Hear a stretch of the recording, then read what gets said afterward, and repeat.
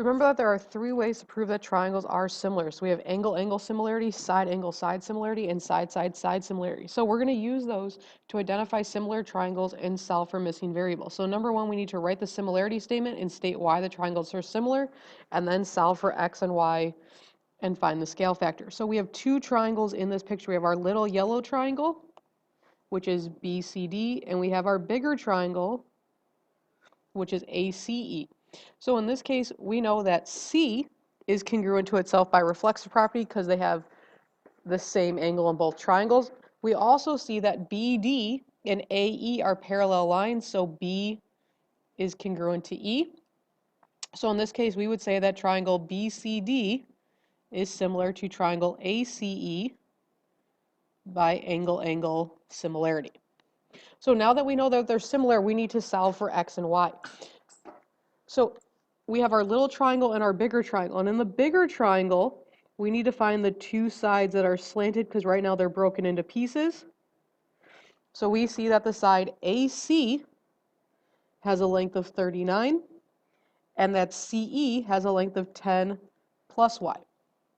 So to look at my sides that correspond with each other, 24 corresponds with the whole side length on that side, so 39. 10 corresponds with the side on that whole length, which is 10 plus y, and x corresponds with the other base of the triangle, 52. So now we can use those ideas to solve for x and y. So both times we're going to use 24 over 39 because those give us side lengths. And then to solve for x, we would have the x from the smaller triangle over the side from the larger triangle, which is 52. And now we can solve for x by using a proportion and cross multiplying. So we get 39x equals 29 times 52, which is 1,248. We can divide both sides by 39, and we get that x is 32. Then to solve for y, we're still going to use the 10 over 39 because they both have numbers. And that way we can make sure our equation only has one variable in it. So to use the y, we have the side from the smaller triangle, which is 10, over the longer side, which is 10 plus y. So when I cross multiply, I get 24 times 10 plus y equals 390. We're going to distribute the 24, so we get 240 plus 24y equals 390. We can subtract 240 from both sides.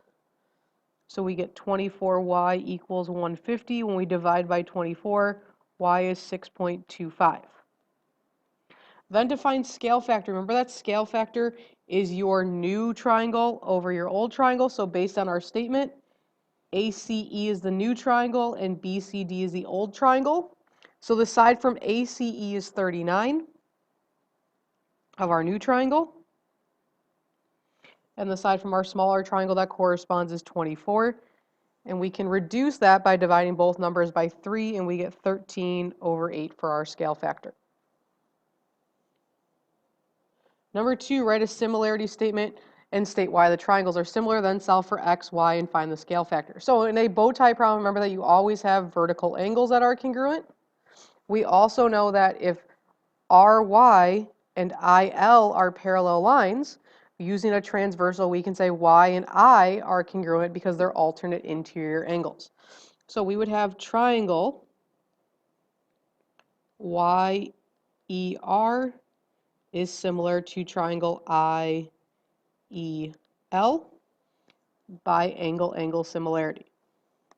So we need to solve for x and y. So just like when we did congruent triangles, the sides on the diagonal that are on the same diagonal are going to be corresponding. So x and 4 are corresponding sides. 10 and 5 are corresponding sides. And 15 and y are corresponding sides. So in order to solve, we're going to use 10 over 5 both times because they both have numbers, so we can eliminate the worry of having two variables in our problem. To solve for x comes from the triangle with the 10, and 4 comes from the other triangle, so we have x over 4. So when we cross multiply, we get 5x equals 40. We can divide by 5 and get that x is 8. To solve for y, we have 10 over 5, and we're going to set it equal to 15 over y. So when we cross multiply, 10y equals 75. Divide, and we get y is 7.5. So to find our scale factor again, remember it's the new triangle over the old triangle. So in this case, the side from the new triangle, IEL, is 5. The side from the old triangle is 10, which reduces to a scale factor of 1/2, which should make sense because all of the numbers in the first triangle are bigger than the numbers in the second triangle. So our fraction should be less than 1. Number 3, write a similarity statement to state why the triangles are similar, then solve for x and y and find the scale factor. So in this case, again, we have congruent vertical angles, and AB is parallel to DE. So we can say that A and E are congruent because they're alternate interior. You could also use angles B and D. So we would say that triangle ABC is similar to triangle EDC by angle-angle similarity. So again, in this case, I'm going to figure out which sides correspond. So 5 and 6y minus 9 correspond because they're on the same diagonal. 2 and 6 correspond because they're on the same diagonal. And then our vertical, our parallel lines are going to also correspond. So in this case, we see that 2 and 6 are the sides with the same numbers on them. So we have 2 over 6 and 2 over 6 that we're going to use twice to solve for x and y. So to solve for y, we would put 5 over 6y minus 8, or minus 9. And we're going to cross multiply. So we get 2 times 6y minus 9 equals 30. We're going to distribute the 2, so 12y minus 18 equals 30. Add 18 to both sides, so 12y equals 48. Divide, and we get that y is 4. To solve for x, the side with the x in the first triangle is x plus 3, and the side with the x in the second triangle is 2x plus 13. So when we cross multiply, we get 2 times 2x plus 13 equals 6 times x plus 3. When we distribute, we get 4x plus 26 equals 6x plus 18. We can subtract 4x from both sides, and we get 26 equals 2x plus 18. We can subtract 18 from both sides, and we get 2x equals 8. When we divide, x is 4 as well. Then to get our scale factor, remember that the scale factor is the new over the old. So the second triangle listed has a side of 6. The first triangle listed has a side of 2, which reduces to 3 over 1.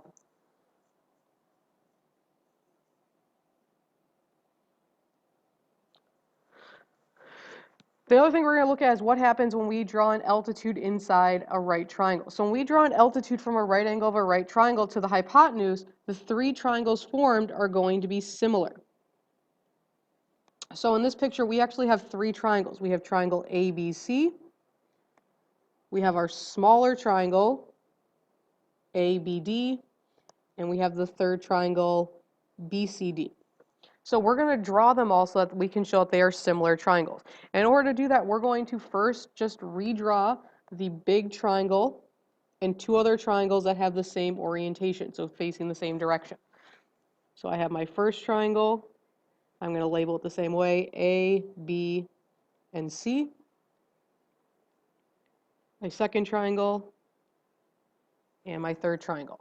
So in the second 2 triangles, we know that the right angle changes to become D. Then we need to figure out the other 2 angles in each triangle. So the easy way to do that is we know that A has 2 tick marks and has to be at the top of the triangle, and C has 1 tick mark and has to be at the bottom of the triangle. When we go to draw our smaller triangle, so if I look at this triangle that's in pink, I notice that that triangle also has angle A in it. And angle A didn't change at all because there's not a line going through it. So in the second triangle, we're going to put A on the top, and we're going to put the missing letter on the bottom. Then to get our third triangle, in the blue, we see that angle C matches up with angle C from the yellow triangle. So it has to be in the same position. So we're going to put C in the bottom because the original triangle, it was also in the bottom. And then the missing letter in that triangle is B. So the easy way to redraw these pictures is just redraw your first triangle looking the same direction. In the second triangle, in the third triangle, label your right angle and label the angle that matches up from the original triangle, and then just add that letter that was missing from the third one. So number 5, identify the similar triangles and then use the similar triangles to solve for a missing variable. So I'm going to redraw my 3 triangles. Notice I changed the orientation of the triangles because of the picture. So I have the triangle A, B, C. B is our right angle. In the other 2 triangles, D is now the right angle. And then I know in the first triangle, that's the new triangle, that A matches up from the original triangle. So A is going to stay in the position it was, and the letter missing in this case is B. So B is going to be on the other angle. In the third triangle, which is the second little triangle of the picture, we know that they both have C, so C has to stay in the same place from the original triangle, and the other letter that's missing is B. So when we name our triangles, we have triangle ABC, triangle ADB, and triangle BDC. So if I want to solve for x, I need to label the sides of the triangles that I know from the 3 triangles. So I see that AD has a length of x. So I'm going to label AD in the pictures. BD has a length of 8. So anywhere I see BD, I'm going to label it with 8. And CD has a length of 4. So notice that in 2 of the triangles, we have 2 of the corresponding sets of sides labeled. So we have x and 8, and we have 8 and 4. So we're going to use those sides to set up our proportion. So we have x over 8 equals 8 over 4. We can cross multiply 4x equals 64 and divide. So x equals 16.